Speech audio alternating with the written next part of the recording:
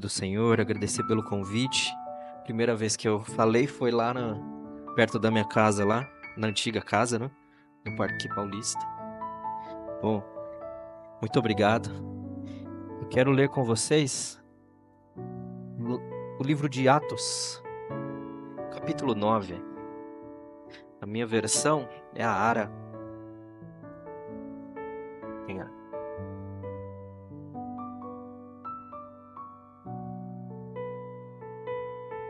Atos 9, a partir do verso 1.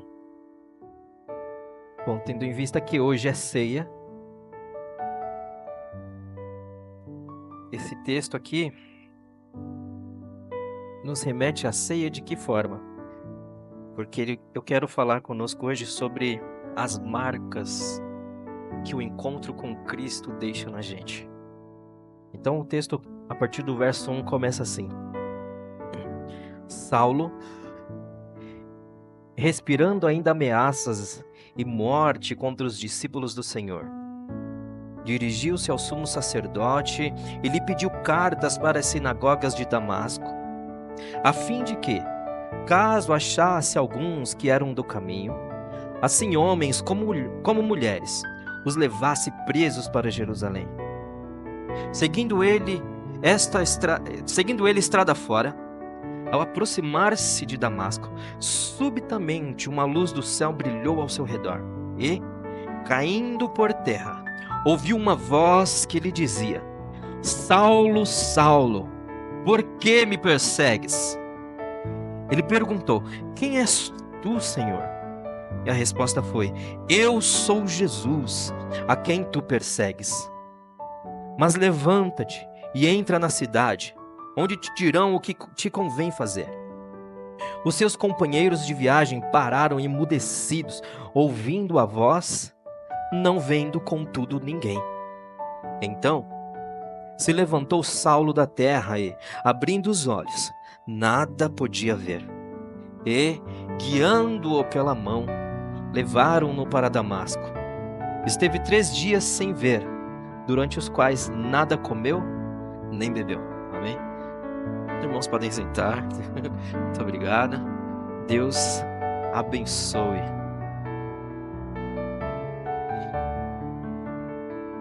Amém?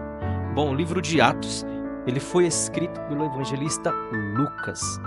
O mesmo evangelista que escreveu o Evangelho, ele também escreve Atos. Tanto que nós podemos considerar tanto Lucas e o Atos como Lucas Atos. Um conselho que eu daria a vocês é que, ao terminarem o Evangelho de Lucas, ao invés de irem para o Evangelho de João, vão para o livro de Atos, porque é uma continuação que ele dá ao seu Evangelho, porém, aqui ele continua narrando e falando do que Cristo fez com a sua igreja. E é um desafio enorme, sempre foi para mim falar no Evangelho de Atos, no livro de Atos, porque a maioria esmagadora já tem uma visão do livro. E isso é ruim. Todas as vezes que eu me achego a um livro sagrado, ao texto sagrado, com uma visão minha, no sentido teológica, no sentido eclesiástico, e eu posso falar como assembleiano, porque eu vim da Assembleia, eu nasci na Assembleia, eu tenho família. Meu avô foi pastor assembleiano, meus tios são pastores assembleianos. Eu posso falar. Nós enfatizamos muito o poder do Espírito Santo de Deus e desejamos o poder do Espírito Santo de Deus, e nada errado nisso, temos que desejar. Porém, nós nos esquecemos de olhar para outras questões que o livro de Atos traz. Um deles é a preocupação com o cuidado daqueles que têm necessidades. Isso nós podemos ver no capítulo 6 de Atos, muito importante. E nós acabamos deixando isso de lado. Eis o problema, porque nós não podemos nos achegar ao livro, às Escrituras, com um pensamento limitado, a partir do movimento, a partir da minha congregação local, da minha igreja local. Eu preciso permitir que Deus fale ao meu coração. Eu preciso abrir a minha alma diante das Escrituras para ouvir o que de fato Ele quer dizer e não aquilo que eu quero que Ele fale para mim. Eu preciso me achegar às Escrituras, compreendendo que eu estou me achegando diante de Deus e da vontade de Deus para mim. Portanto, tomemos cuidado quando nós nos achegarmos às Escrituras, porque não são as Escrituras que devem cumprir aquilo que eu quero. A palavra de Deus não deve se dobrar a mim. Deus é indobrável. Deus não muda. Por sua vez, a palavra dele tem o poder de me quebrar. Tem o poder de me tratar na alma. Questões que eu guardo aqui dentro de mim, engavetadas que ninguém sabe. Mas se eu me achegar com sinceridade às Escrituras e falar: Senhor, fala que o teu servo ouve. Ele vai falar não aquilo que você já sabe, a partir da igreja A ou da igreja B. Ele vai falar a partir dele mesmo. Jó, cheio de questionamentos, Deus fala assim: quem é você para me questionar? Você estava lá quando eu fundei a terra? Quem é você para me colocar contra a parede e achar que pode indagar aquilo que eu quero fazer? Portanto, se você quiser, se nós quisermos verdadeiro poder de Deus, cheguemos-nos diante dele, vazios. Senhor, eu quero te ouvir. Eu nunca vi um justo sem resposta. E hoje, como eu disse, eu quero falar sobre as marcas que o Evangelho, sobre as marcas que o verdadeiro encontro com o Senhor deixa na nossa vida. Eu posso falar, por exemplo, antes de entrar no próprio texto, de pessoas que foram profundamente marcadas quando elas tiveram um encontro com Deus. Jacó lutou com um anjo. Acredito que se tivesse uma câmera ali, seria o primeiro MMA da história. Deus e o homem. E é porrada para todo lado, e soco, e Jacó dá uma chave de braço no anjo, o anjo dá uma chave de perna em Jacó, e quebra um osso da perna de Jacó, e Jacó sente aquela dor. Ele fala: eu não te solto se você não me abençoar. E ele sai da presença do anjo abençoado, porém marcado profundamente por toda a vida. Porque o texto diz que após o anjo sair, após Jacó sair de onde ele estava, ele saiu mancando. Ele saiu mancando. Eu posso falar de Davi, que teve um encontro profundo com o Senhor. Posso falar de Salomão. Posso falar de Abraão. Posso falar de Moisés, que precisou largar um reino, mas porque ele teve um verdadeiro encontro profundo com Deus vivo. Ele encontrou vida de verdade. E nós estamos aqui diante desse texto de um homem que teve um encontro com o Senhor e foi também profundamente marcado. E o texto inicia dizendo: Saulo, respirando ainda ameaças e morte contra os discípulos do Senhor, dirigiu-se ao sumo sacerdote. O texto então começa dizendo que ele respirava ameaças. Essa versão NVT diz que... Como que está escrito agora? Eu não lembro, esqueci. Motivado pela ânsia de matar.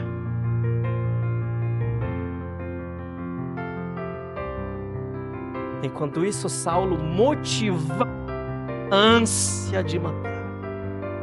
O que te motiva levantar amanhã talvez sejam as dívidas que precisam ser pagas, talvez seja uma escola melhor que você quer colocar o seu filho, talvez seja uma profissão melhor que você quer alcançar, por isso que você estuda, levanta às 5 da manhã, 6 da manhã, 4 da manhã, chega em casa às 10 da noite, 11 da noite, 8 da noite, deixa de lado alguns prazeres, deixa de lado algumas coisas que você gostaria de viver agora para esperar o que está por vir. O que nos motiva muitas vezes é isso: querer comprar uma casa melhor, querer comprar um carro melhor, querer, enfim, conquistar as coisas. Porém, o texto está dizendo que o que motivava Saulo, era o desejo de matar, era o ódio, era a ira. Por que ele tinha essa revolta? Nós bem sabemos que Saulo consentiu com a morte de Estevão. Porém, após a morte de Estevão, o que acontece é que a igreja se espalha. E contrário do que eles esperavam, o evangelho crescia, a ponto de chegar em Samaria. E queridos, judeu e samaritano é como água e óleo. Eles se odeiam. Então, imagina o seguinte: tiramos o problema daqui, foram embora de Jerusalém. Mas os irmãos chegaram na Samaria. Então imagina Saulo: meu Deus, estão em terras impuras, falando do Deus vivo. E ele foi alimentando aquele ódio, ele foi alimentando aquela revolta, aquela indignação. E o texto diz, respirando ainda ameaça. Significa que passou-se algum tempo, ele alimentando, ele criando raízes com sentimentos de ódio, de destruição, de vingança, de morte. E eu vou te dizer algo muito sério: cuidado com o que você alimenta no seu coração. Em um momento ou em outro, isso vai se concretizar. Em um momento ou outro, o que é apenas desejo, o que é apenas pensamento, o que são apenas devaneios da alma, se você não se policiar, se você não chegar-se diante do Senhor e falar: Senhor, me socorre, você vai virar uma bomba relógio e vai explodir. Você vai concretizar. Eis o motivo, retornando ao que eu falei no início, porque nós devemos nos achegar às Escrituras como palavra de Deus, não como palavra da Igreja Batista Caieiras de Francisco Morato, de Caieiras, não como palavra de Deus da Igreja Batista de Caieiras, não como palavra de Deus da Assembleia de Deus Francisco Morato, é como palavra de Deus de fato. Samuel, 2 Samuel, capítulo 4, inicia dizendo o seguinte. Inicia dizendo assim: Samuel, porém, profetizou e disse. Enfim, o texto começa narrando uma profecia de Samuel. Porém, não era profecia de Samuel, era a palavra de Deus. As palavras do profeta Samuel eram confundidas com as palavras do próprio Deus.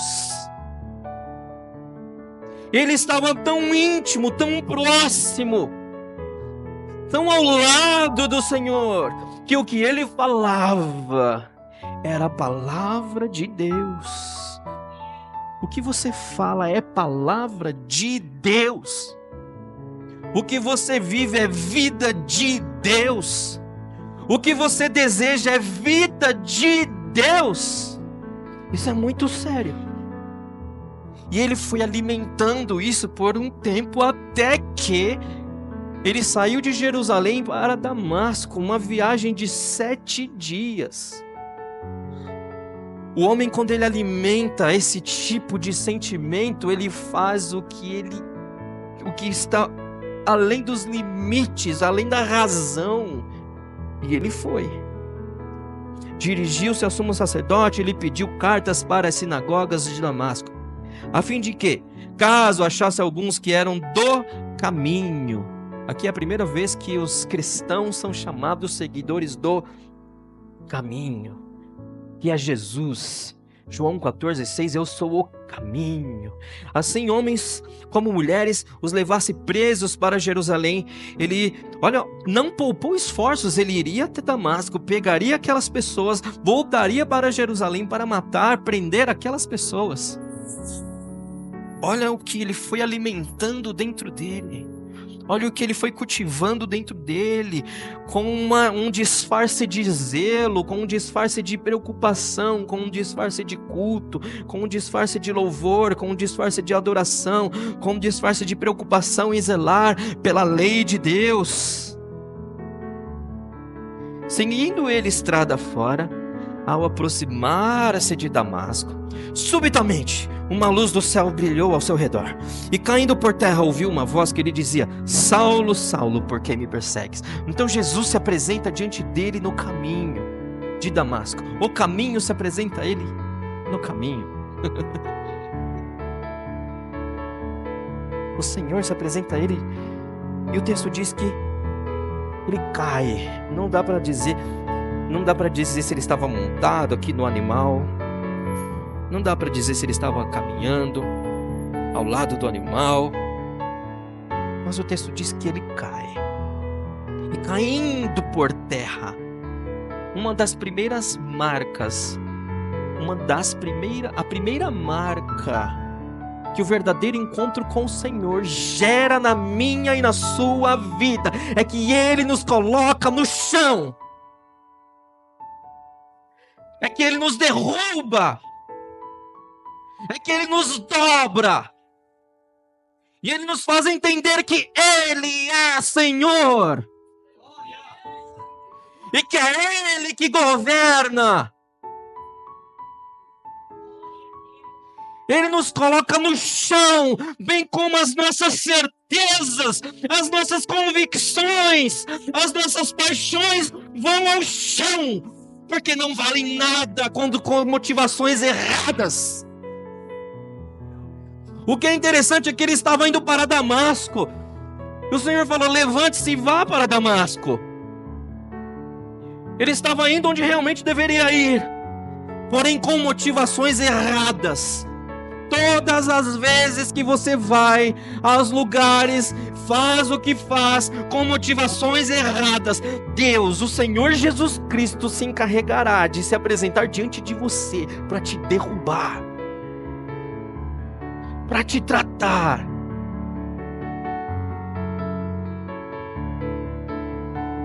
Quem é? Por que você me persegue?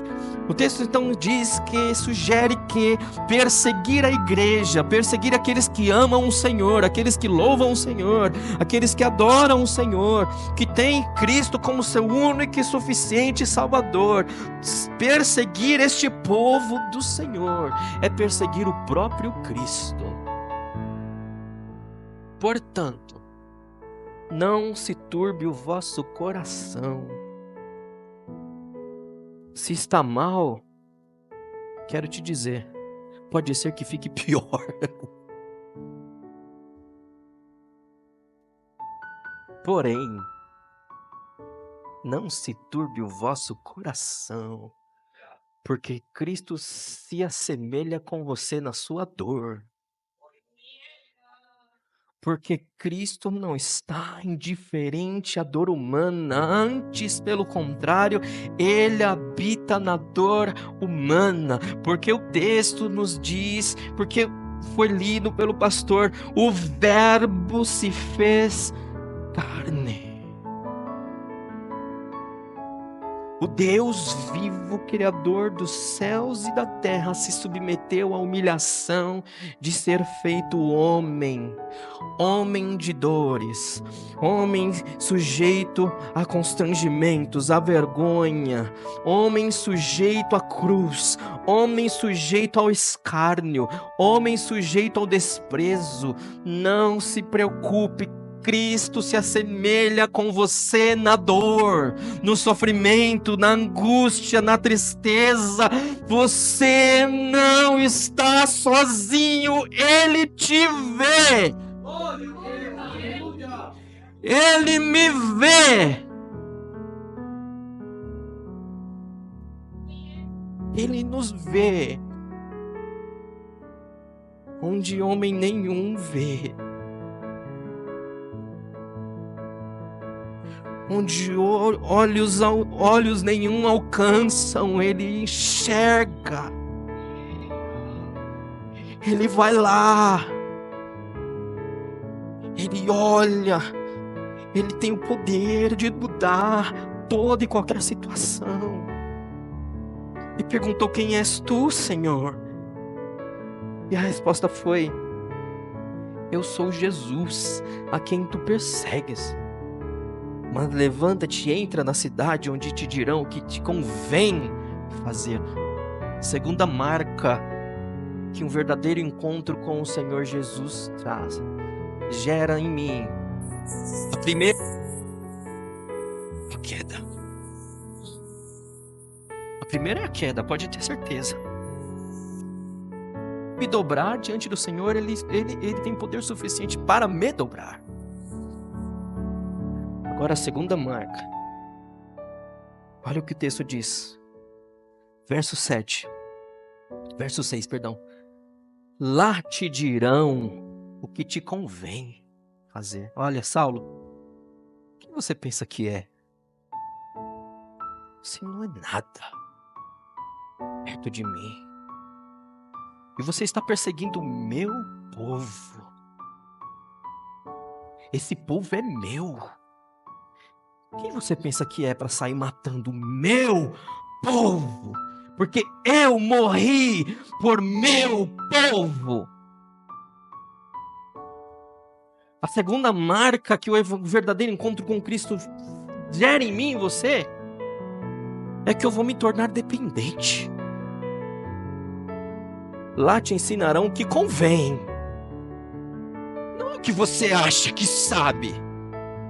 Lá você, Saulo, Rabino Saulo, que se sentou aos pés de Gamaliel, você vai se sentar aos pés de homens humildes, os quais você está indo querendo matar. Você vai se dobrar diante deles. Eles vão orar por você. E é a partir da oração do meu povo, do meu servo, que você vai entender o evangelho, a verdade, a vida. Você não sabe de nada, Saulo. Agora vai, levante. E o super Saulo precisou ser pego pela mão porque não enxergava mais. Ficou cego. Na verdade, ele já era cego. Aquilo só concretizou-se na vida dele de uma maneira física. Cego, surdo e louco, desejando sangue, fazendo o papel de Satanás, achando que estava fazendo o papel de Deus, cumprindo e honrando a Deus. Quem você pensa que é? Lá tem um servo meu chamado Ananias, escondido, com medo, apavorado. Mas eu sou o Senhor de Ananias. E você vai depender de Ananias. Você vai estar lá. E é Ananias que vai chegar e te curar. Os seus companheiros de viagem pararam emudecidos, ouvindo a voz, não vendo contudo ninguém. Então se levantou Saulo da terra, e abrindo os olhos, nada podia ver. Parece, imagino, sabe aqueles, quando nós assistimos filmes ou notícias, sei lá, e aquela a sensação de indignação que dá, de injustiça na gente. Meu Deus! Ai, tem que ser preso, sei lá, tem que acontecer alguma coisa com esse vilão. Eu olho para esse texto aqui e fico: meu Senhor é demais. Olha só, o vilão Saulo caiu aos pés do Senhor. Justiça foi feita, porém, uma justiça boa. Então, se levantou Saulo da terra e, abrindo os olhos, nada podia ver. Eu imagino Saulo descabelado, barba toda emaranhada, enxergando nada nem ninguém. E guiando-o pela mão, levaram-no a Damasco. Vem, Saulo, vem. Vem, Saulo. Aí chega Saulo em Damasco. Isso parece para mim aquele texto em Esther. Os caras queriam porque queriam matar Mardoqueu.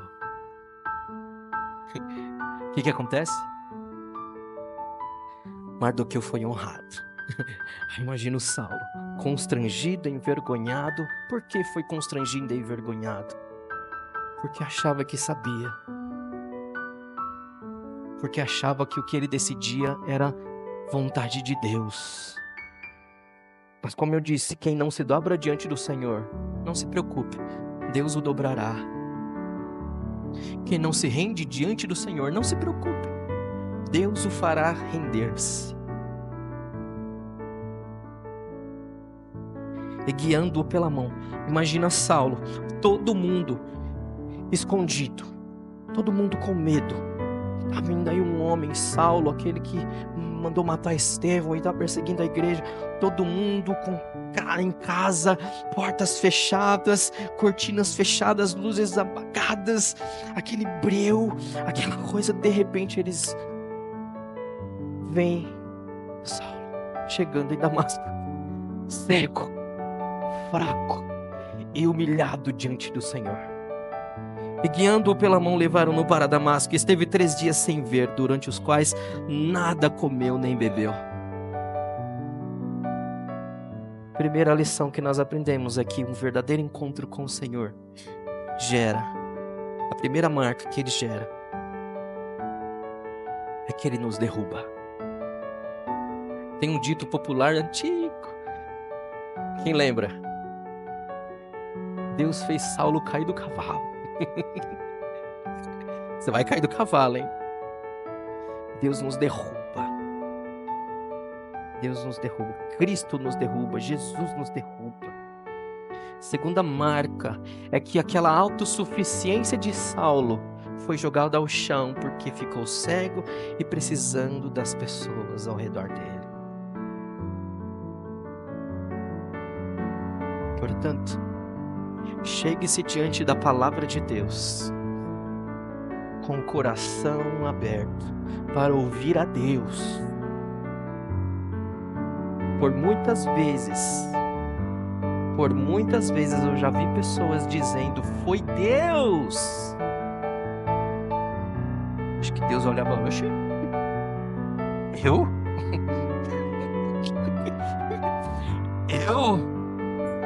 Quando na verdade era o que já estava no coração. Foi Deus. Foi Deus mesmo. Foi Deus mesmo? Ou foi o Deus com D minúsculo? O Deus que eu criei, o Deus que eu desenhei, o Deus que eu imaginei, o Deus que eu pintei. E aí eu construí o altar a esse Deus com D minúsculo. E aí esse Deus com D minúsculo é um deusinho pequeno, que faz o que eu quero, que cumpre o meu querer. Tudo o que eu peço Ele faz. Que Deus é esse que faz tudo o que eu quero? Não é Deus. Se eu não me engano, se eu não estiver equivocado, na minha Bíblia diz, como na sua Bíblia também diz, que a pessoa que disse: tudo te darei se prostrado me adorares, não foi o Senhor, foi Satanás.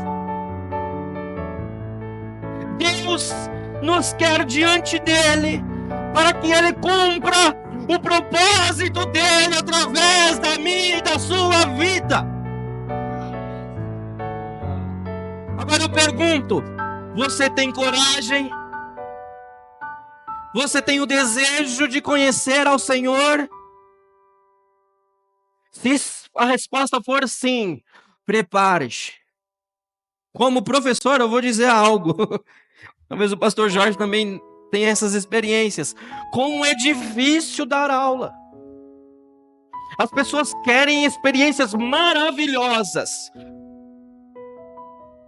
Você dá uma folha de 5, você dá 5 páginas de folhas para ela ler, ela não lê. Ela quer que abra-se uma luz assim, ó, na cabeça dela, e ela daqui a pouco tá falando alemão, francês, russo, e ela tá falando dos prolegômenas, dos apócrifos da Bíblia, e tá falando de Gênesis. Ela acha que é assim. Meu querido, vem pagar o preço. Se você estiver disposto e disposta a pagar o preço, Deus em Cristo Jesus vai usar você. Ele quer usar você. Por isso que eu estou migrando para outra área. Estou saindo da educação. Me esgotei. Porque as pessoas querem as coisas para já. Para ontem. É isso. Fiquemos com essa palavra. Primeira marca que um verdadeiro encontro com Cristo gera em mim é que Ele me coloca ao chão. Se eu não estiver disposto a me dobrar diante dEle de novo, não tem problema, Ele me dobra. Segunda marca é que Ele me fará dependente de outras pessoas. Já ouviu aquele tipo de gente que fala assim? Por isso que eu faço tudo sozinho. Ah, é? Tudo bem. Ele te fará dependente de outras pessoas. Não te preocupes.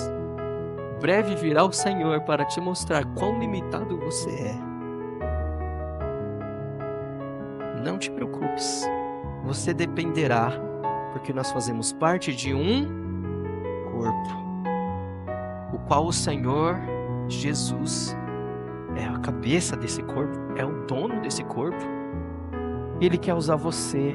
Que honra, que privilégio, que honra e que privilégio poder ser usado, poder ser instrumento de cura, de transformação, de libertação, de salvação, através do poder de Deus fluindo em minha vida e na sua vida. É isso que você quer? Sim ou sim? Se for sim, te prepara. Deus vai te usar com poder. Amém? Vamos orar? Quero orar. Que o Senhor nos ajude diante de tão grande desafio. Senhor, ó Jesus, nos perdoe. Nos perdoe porque com frequência nós tomamos a frente, com frequência nós nos posicionamos como donos da vida, como senhores da vida. Senhor, nos perdoe. Que este encontro contigo venha nos colocar aos teus pés. Como foi cantado a princípio, assim como Maria, coloca-nos diante de ti, para que possamos receber a boa parte do Senhor, a qual não nos será tirada jamais. Senhor, nos faz humildes, para compreendermos que precisamos das pessoas, precisamos de ajuda, precisamos do socorro de outras pessoas também. Ajuda-nos, ó Senhor, e nos quebranta diante de Ti. Que haja marcas, como o apóstolo Paulo diz, eu trago no meu corpo as marcas de Cristo.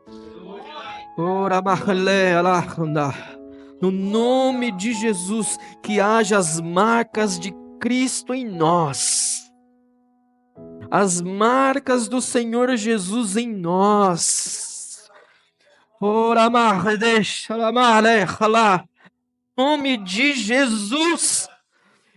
Fere-nos com a palavra, fere-nos com o toque da tua presença e quebranta o nosso coração, muitas vezes endurecido. Estamos diante da mesa do Senhor nessa noite. Nos alimenta de Cristo nessa noite, para que possamos ser cheios de Cristo e não cheios de nós.